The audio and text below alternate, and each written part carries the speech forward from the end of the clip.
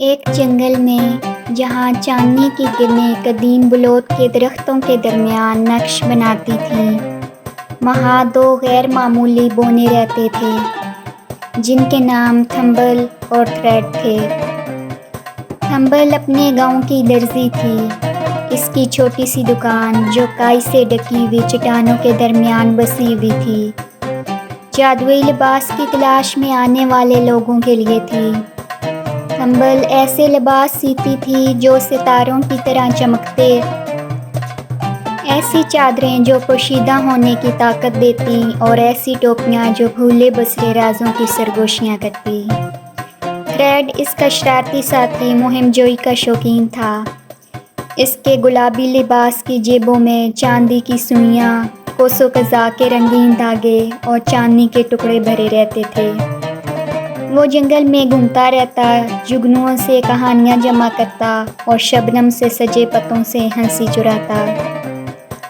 اس کی ہنسی وادیوں میں گونجتی اور یہاں تک کہ الو بھی رک کر سنتے۔ ایک ستاروں بھری رات کو انہوں نے ایک بھولی ہوئی کرگئی کو دریافت کیا جو ایک آبشار کے پیچھے چھپی ہوئی تھی۔ اس کے دھاگے ستاروں کی طرح چمکتے تھے۔ تھمبل اور تھریڈ نے ساتھ مل کر ایک جادوئی چادر بنی، آسمانی چادر۔ ہر ٹانکا رات کے آسمان کا ایک ٹکڑا تھا، ایک کہکشاں یا ٹوٹتا ہوا تارا۔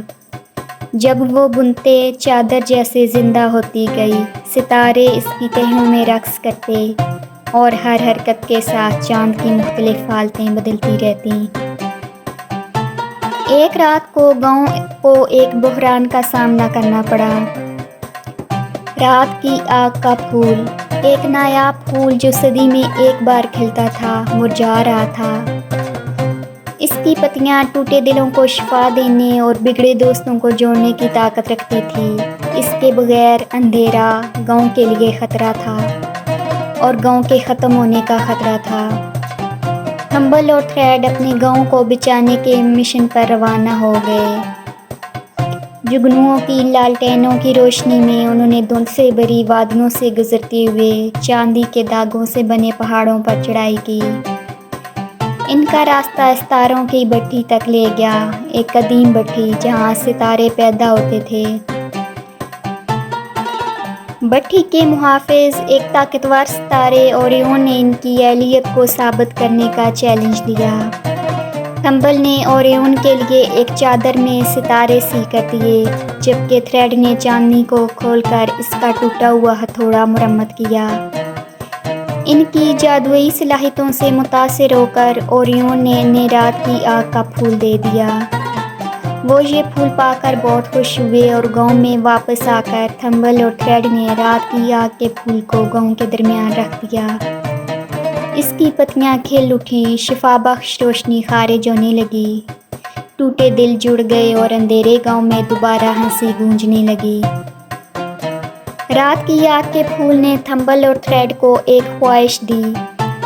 انہوں نے ایک پل کی خواہش کی، ایک ایسا پل جو ستاروں کی گرد کا ہو، جو ان کی دنیا کو دور دراز کے جہانوں سے جوڑتا۔ ان کی خواہش پوری کر دی گئی۔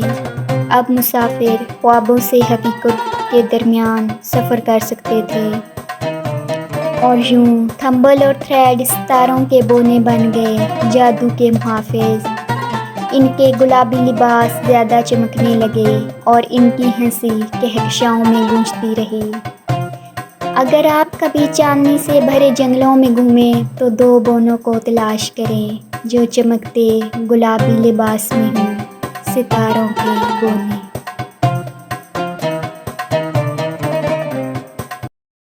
Subscribe my channel and press the bell icon for princess and fairy tales.